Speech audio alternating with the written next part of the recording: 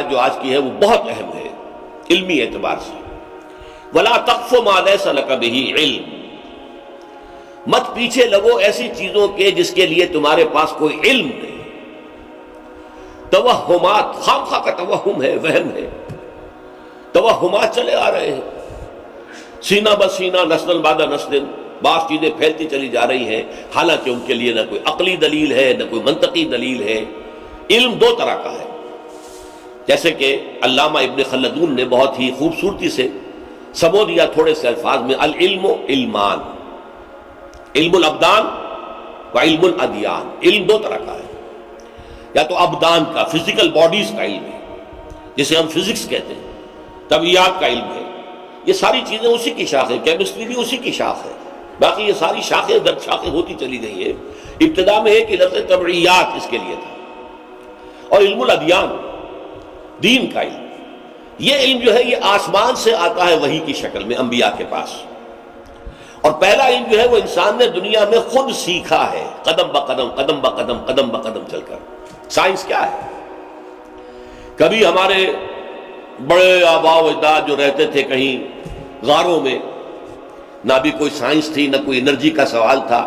کسی نے دیکھا کہ اوپر سے کوئی پتھر گرا ہے پہاڑ کا اور وہ نیچے بھی چٹان تھی، اس پر جب ٹکرایا ہے تو آگ کا شعلہ پیدا ہو گیا. اس آبزرویشن کو لے کر اس نے پھر ویریفائی کیا، پتھر کو پتھر سے ٹکرایا، آگ نکل رہی ہے. گویا کہ آگ ایجاد ہو گئی، آگ اس طریقے سے انسان نے ایجاد کر لی. یہ پہلی سورس آف انرجی ہے جو انسان نے تلاش کی ہے، اس کو استعمال کرنا شروع کیا. اسی طریقے سے کسی شخص نے دیکھا ہانڈی چڑھی ہوئی ہے چولہے کے اوپر، لیکن اس کا ہانڈی کا ڈھکنا ہل رہا ہے. بھائی اس کو کون ہلا رہا؟ کوئی ہاتھ تو ابھی نظر نہیں آ رہا جس نے اسے ہلایا ہو. غور کیا، معلوم ہوتا ہے کہ اندر جو سٹیم پیدا ہو رہی ہے پانی سے، جو بھاپ پیدا ہو رہی ہے وہ اٹھا رہی ہے اس کو. تو اس سے اب سٹیم کی انرجی معلوم ہو گئی ہمیں. اب اس سے سٹیم انجنز بن گئے اور ٹرینیں دوڑتی پھر رہی ہیں، اور کیسی کیسی سپیڈ سے جو انجن جو دوڑ کر جا رہا ہے. تو یہ رفتہ رفتہ انسان نے علم حاصل کیا ہے. تو ایک ہے یہ علم کائنات کا اور اس کے اندر جو قوانین طبیعیہ کار فرما ہیں ان کا علم حاصل کرنا، اور ان کو حاصل کر کے ان کو پھر ایکسپلائٹ کرنا، یوز کرنا، استعمال کرنا. اگر آگ کا استعمال ہو گیا تو کھانا پکانا سیکھ لیا انسان نے، ورنہ پہلے وہ کچی سبزیاں اور کچا جو ہے وہ دانے کھاتا ہوگا، اور اس کے علاوہ کیا، یا کچا گوشت، جانور شکار کیا اور کچا گوشت کھا گیا. اس کے بعد اس نے پکانا سیکھ لیا، سٹیم انجن چلا لی وغیرہ وغیرہ. تو علم دو ہے، یا تو کوئی شے وحی سے ثابت ہو تو سر آنکھوں پر، سمجھ میں آئے یا نہ آئے، وحی میں ہے ثابت، تسلیم. اور یا کوئی شے پھر ہمارے سائنٹیفک نالج کے ذریعے سے ثابت ہو جائے، ویریفائبل ہو. ان دو کے علاوہ تیسرا علم کوئی نہیں ہے. اب جیسے یہ اسٹرالوجی ہے، ہاتھوں کو دیکھتا ہے، فلکیات سے اندازہ کرتے ہیں، یہ ستاروں کے اثرات ہیں، یا اخبارات میں شائع ہوتے رہتے ہیں اسٹرالوجی کے. اب یہ دن آپ کے لیے اچھا ہے، کیسا ہے، منحوس ہے، اچھا ہے، بھلا ہے، یہ سب بکواس. سختی کے ساتھ روکا گیا کہ ان چیزوں کے پیچھے نہ پڑو، حالانکہ ان کے اندر کوئی جزوی حقیقت ہو سکتی ہے، لیکن ہمیں حکم یہ ہے کہ اس کے پیچھے مت پڑو. وَلَا تَقْفُ مَا لَيْسَ لَكَ بِهِ عِلْمٌ، ہرگز پیچھے نہ لگو ایسی چیزوں کے کہ جن کے لیے تمہارے پاس کوئی پختہ علم نہیں. علم جیسا کہ میں نے عرض کیا یا وحی ہے، اللہ کی طرف سے وحی آئی ہے نبی پر، وہ علم ہے. اور یا علم انسانی ہے، اس کے ضمن میں فرمایا وَلَا تَقْفُ مَا لَيْسَ لَكَ بِهِ عِلْمٌ ان السمع والبصر والفؤاد كل اولئك كان عنه مسؤولا. یقیناً ہم نے جو تمہیں سماعت دی ہے، بصارت دی ہے اور دماغ دیا ہے. فؤاد کا ترجمہ عام طور پر کیا جاتا ہے دل، یہ عربی کے استعمالات میں سے ہے، لیکن اگر اس کا آپ مادہ دیکھیں، فائدہ، فعید، فائدہ آپ نے دیکھا ہوگا پرانے زمانے کی کتابوں میں لکھا ہوتا ہے، اس کے بعد فے کا نشان ڈال دیتے ہیں اور کچھ آگے لکھا ہوتا ہے فائدہ. اس بات سے یہ نتیجہ نکلتا ہے، اس کا یہ فائدہ ہے، اس سے یہ لفظ بنا ہے. ان السمع والبصر والفؤاد، یہ ہے انسانی علم.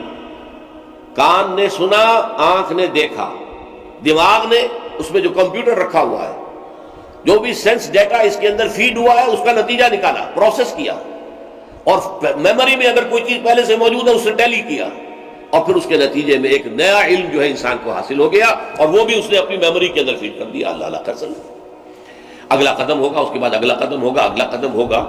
یہ جو ہم نے تمہیں یہ اعلی علم جو ہے، حصول علم کے جو آلات ہم نے عطا کیے، ان کو جو ہے استعمال کرو۔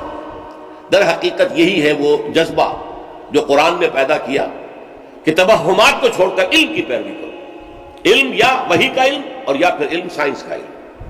سائنس کا علم وہ ہے جو ہمیں حواس کے ذریعے سے حاصل ہوتا ہے اور ہمارے سینس ڈیٹا کو ہمارا دماغ کا کمپیوٹر پروسیس کرتا ہے، نتیجہ نکالتا ہے، پھر اس نتیجے کو ویریفائی بھی کر لیا جاتا ہے۔ پانی کے بارے میں یہ گمان ہوا کہ یہ آکسیجن اور ہائیڈروجن سے مل کر بنا ہے، اس کی ہائیڈرولسس کر دی گئی اور واقعتاً دو گیسز وجود میں آ گئی، اور پھر مزید اس کو تجربے سے واضح کرنے کے لیے ان گیسز کو جمع کیا، اسپارکنگ کی اور پانی بن گیا۔ یہ گویا کہ علم ہے، اور فؤاد ہے کسی شے سے نتیجہ نکالنا۔ کہتے ہیں یہ لحم فعید، جب گوشت کو جو ہے پوری طریقے سے بھون لیا جائے، اس میں سے پانی وانی نکل جائے تو اس کو فعید کہتے ہیں، یہ جو ہے بھنا ہوا گوشت۔ تو دو تین چیزیں یہاں بیان ہوئی ہے۔ انسانی علم جو ہے، ایک ہے ڈیوائن نالج جو وحی کے ذریعے سے آ رہا ہے، وہ قرآن ہے، وہ تورات تھی، وہ انجیل تھی، یا اور نبیوں کو جو وحی آئی ہے وہ تھی۔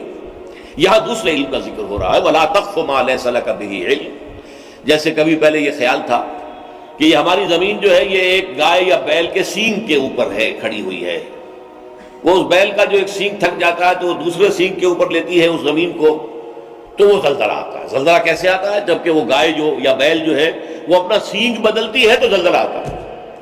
بھائی اس کے لیے کوئی دلیل، کوئی قرآن میں، کوئی اس سے پہلے کسی آسمانی کتاب میں، کوئی آپ کے تجربے میں، کوئی سائنس کی اکتشافات میں کوئی دلیل نہیں، توہمات ہیں جو چل رہے ہیں۔ توہمات سے تعلق منقطع کر کے علم پر اپنے موقف کی بنیاد رکھنا، یہ ہے در حقیقت قرآن مجید نے جو انقلاب برپا کیا ہے علم کے میدان میں۔ یہی وہ شے ہے جسے علامہ اقبال کہتے ہیں یہ چیز مسلمانوں نے یورپ میں انجیکٹ کی، ہسپانیہ کی یونیورسٹیوں سے، کورڈووا کی یونیورسٹی، ٹولیڈو کی یونیورسٹی، گریناڈا کی یونیورسٹی، غرناطہ اور قرطبہ اور قلیطلہ کی یونیورسٹیوں سے فرانس اور جرمنی اور اٹلی کے نوجوانوں نے آ کر یہ علم سیکھا، اور پھر اس کے ذریعے سے یورپ کے اندر رینائسنس، احیاء علوم کی تحریک چلی، اصلاح مذہب کی تحریک چلی، پھر انہوں نے سائنس ایجاد کی، سائنس میں کتنی ترقی ہوئی، آج کہاں پہنچ گئی ہے۔ آج وہ سائنس جہاں تک پہنچی ہوئی ہے، واقعہ یہ کہ اس کی اونچائی تک میرے لیے دیکھنا ممکن نہیں، ٹوپی گرے گی۔ عروج آدم خاکی سے انجم سہمے جاتے ہیں کہ یہ ٹوٹا ہوا تارا مہ کامل نہ بن جائے۔ آج سائنس وہاں پہنچ گئی، لیکن اس روح کو بیدار کرنے والا قرآن ہے۔ اسی لیے کہا جاتا ہے منطق دو طرح کی ہے، ایک منطق استخراجی، ڈیڈکٹیو لاجک، اور ایک ہے مشاہدے کی بنیاد کے اوپر منطق استقرائی، انڈکٹیو لاجک۔ انڈکٹیو لاجک سے انسان کو انٹروڈیوس کرانے والا قرآن ہے، اور اسی انڈکشن یا انڈکٹیو لاجک کے نتیجے میں سائنس پروان چڑھی ہے، اور اس سائنس نے پھر جو بھی ترقی حاصل کی ہے، میں نے ابھی عرض کیا کہ انسان جو ہے وہ ستاروں سے باتیں کر رہا ہے، اور انسان چاند کے اوپر قدم رکھ کر اور چہل قدمی کر کے آ چکا ہے۔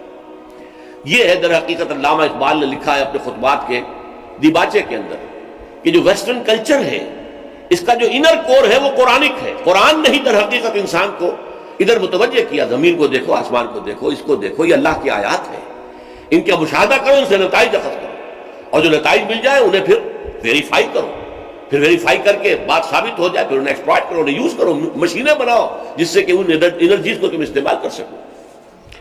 تو فرمایا وَلَا تَقْفُ مَا لَيْسَ لَكَ بِهِ عِلْمٌ إِنَّ السَّمْعَ وَالْبَصَرَ وَالْفُؤَادَ كُلُّ أُولَٰئِكَ كَانَ عَنْهُ مَسْئُولًا، ان میں سے ہر چیز کے بارے میں تم سے پوچھا جائے گا۔ تم نے آنکھیں بند رکھی، مشاہدہ نہیں کیا ہماری کائنات کا، تم نے کان بند رکھے، علم جو بھی جمع ہو گیا تھا اس کو تم نے سنا نہیں، تم نے اپنے عقل پر تالے ڈالے رکھے، اس سے کام نہیں لیا تم نے۔ ہم نے تمہیں یہ فیکلٹیز دی تھی، ان السمع والبصر والفؤاد کل اولئک کان عنہ مسئولا، ان میں سے ہر شے کے بارے میں تم سے حساب کتاب ہوگا، سوال جواب ہوگا، استعمال کیا کیوں نہیں کیا۔